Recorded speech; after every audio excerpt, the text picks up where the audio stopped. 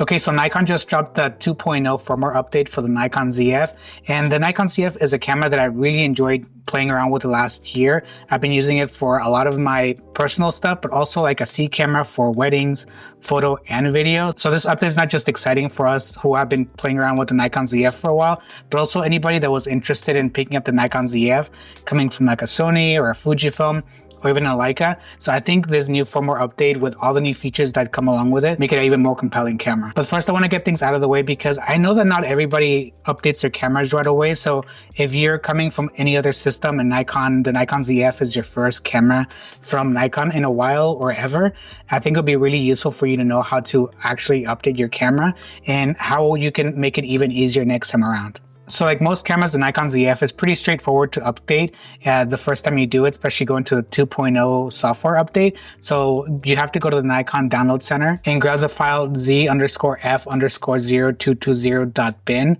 into a formatted SD card. And that's really important because if it's not formatted through the Nikon ZF or a Nikon camera, it's not going to work. Copy that .bin file to the root of your SD card, not in a folder, just drop it in right into your SD card because also it's not going to work otherwise. Insert your SD card right into the Nikon ZF. Go to Menu, Setup, Firmware Version, and update your firmware. Then you just follow the prompts and wait for it to finish, and that's basically it. So once you update the Nikon ZF to the 2.0 software, anytime you want to update your camera, you can do it right from in-camera, which is super useful, and you can actually make it so it's automatically updated. So by just going right into Firmware Version again, you can go to Auto Update, and turn it on, and you can select updates will be installed automatically if the camera is off and connected to an external power source at a specific time, which is really useful if you don't want to fiddle around with firmware updates in the near future. And the thing that most Nikon shooters are really excited about is the integration of the Nikon Imaging Cloud, which opens up a lot of doors and a lot of different features that you get in other Nikon cameras. One of those features is being able to actually download recipes right into your Nikon ZF. And it's something that I think a lot of photographers who are coming from Fujifilm kind of wanted to see out of the Nikon ZF because it is kind of a similar shooting experience. Like the Nikon ZF is very retro, like the styling is very retro. The shooting experience is super fun. So I think anybody that was looking to kind of try something different who is coming from Fujifilm will feel more at home by the addition of the Nikon Imaging Cloud. So this is perfect for people who want a little bit more control over their JPEGs. I am kind of a hybrid photographer. I like to have really pretty JPEGs, but also I enjoy the process of editing photos in RAW. And I know that's not for everybody, so it's really nice to see that there is some variety now. And since Nikon Recipes have been around for some time now with the Nikon Z6 III and the Nikon Z8, you can actually find a whole bunch of different ones from different creators. And I think it's super exciting because I feel like it now opens the door for more creators to actually have to put more recipes on there. In order to download Nikon profiles right into your camera, you have to make sure that now that your camera is upgraded to the 2.0 software, you go to the network menu and make sure that the Nikon Imaging Cloud is enabled.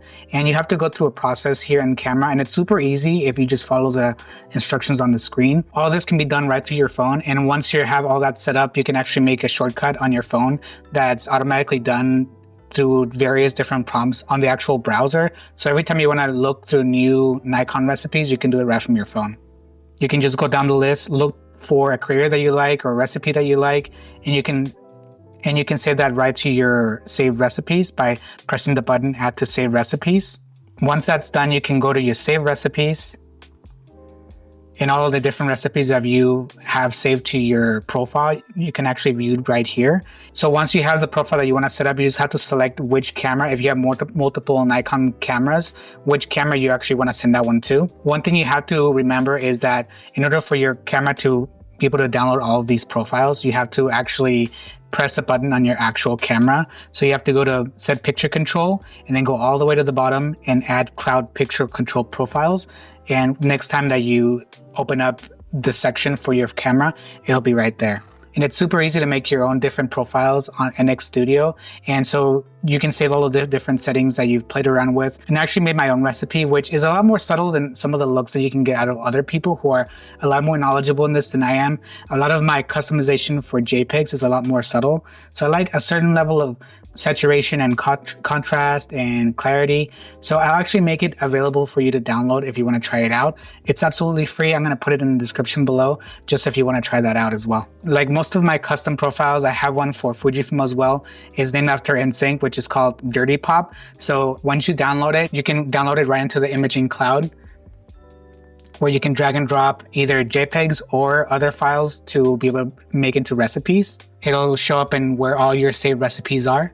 So again, it's completely free, and if you like it, please let me know so I can make more custom recipes. Nikon have kind of gone above and beyond with a lot of their software updates. A lot of their cameras are getting multiple different features that a lot of the other cameras have, which I think are just as exciting. For example, if you bought the Nikon ZF a year ago like I did, you know that there was a couple of little quirks with this camera that kind of made the experience a little bit more difficult than it needed to be. So for example, you can set your ISO to auto ISO without going into the menus and jumping through a couple of hoops to be able to set it up. But not just by putting it on C, you can actually change into auto ISO. So if you're someone who is going indoors and outdoors or shooting at night and they just want to being able to go into auto ISO really quickly, that's a much easier way to go into auto ISO. And it's something that a lot of people, myself included, were kind of hoping that would come to the Nikon ZF, and it's actually super easy to set it up. So once you have it set up, you don't really have to touch it again. And I kind of want to go over step-by-step how to do that. All you have to do to set this up is go to your photo menu, go to ISO sensitivity settings, and turn that to off when it's not set to the C in the dial. So once you set up to C, it'll go right to auto ISO, but when you take it out of there, it'll go to all the different ISO values, which makes it incredibly more useful and a lot easier to be able to go back and forth. So before I would have to set it up where I would set up one of these buttons to switch it off, and I'd have to flick one of these dials so I can go back and forth between the two. But now you just set it up once and it's ready to go. The one thing to remember is to set your ISO sensitivity settings. So you have to go to C and then go to menu, and then you can make all of your different customizations. So your max sensitivity with your flash, if you're using a flash, or your minimum shutter speed. And being able to set that up kind of helps me with my next point, which is being able to free up one of these buttons to do other things. By freeing up one of these buttons, it actually helps me take advantage of another new feature in the camera. By far, one of my favorite things to do with the Nikon ZF is to adapt manual focusing lenses. And if you're a photographer like me who loves that manual lens experience, but is not willing to kind of go an all manual focus experience camera, the Nikon ZF is an even more compelling camera because of all the different features that you can use to be able to check your focus. So one of the new features with the 2.0 software update is the ability to be able to not just punch in to your image, which is great. You were already able to do that, but you can actually punch into 400%. And so you can check your focus right from your camera. And now you can actually disable the zoom by just pressing the shutter, which is super useful. And it's something I use on like my Leica Q2. So I'm super glad that you can do that with the Nikon ZF now, especially because you can not just zoom in to 100% or 200%, but now even 400%. So pairing that along with all of the different features that the Nikon ZF already had, it makes it even more fun to adapt different lenses. And aesthetically speaking, I know that you shouldn't just buy a camera because it looks cool, but pairing M-mount glass to the Nikon ZF actually looks really good on it. And so every time I'm out with this camera and I'm putting an M lens on it, I get people asking me what kind of film camera that is, and it's not something that I experience with a lot of different cameras. So shooting with this setup is not just fun, but actually challenge you in a way that other cameras can't. So as a working photographer who owns a bunch of different cameras and by all different systems, adding the Nikon ZF, I think was my best purchasing decision of 2024. And it's kind of up there with my Leica Q2 of cameras I don't ever see myself selling because there's just such a great experience to shoot on, even if they do have some limitations. It is a camera that I love picking up time and time again, not just for my personal work, but also shooting for weddings, which is primarily what I do. So I'm super impressed with all the stuff that Nikon has been coming out for the last couple of years. It's the same reason why I added a Nikon Z6 to my kit. These are excellent cameras, but the Nikon ZF, I think, is just something special.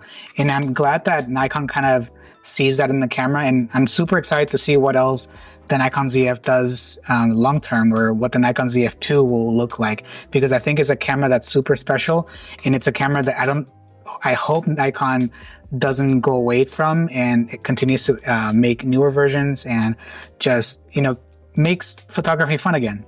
Because I don't think cameras should be either fun or useful. I think they can be both, and the Nikon ZF is perfect for that. So if you have any questions about the Nikon ZF, the 2.0 software, anything else, please leave in the comment section below. If this is your first video with me, welcome. I would love to hear what you think. And if you're not subscribed yet, please subscribe for more videos like this, and I'll see you next time.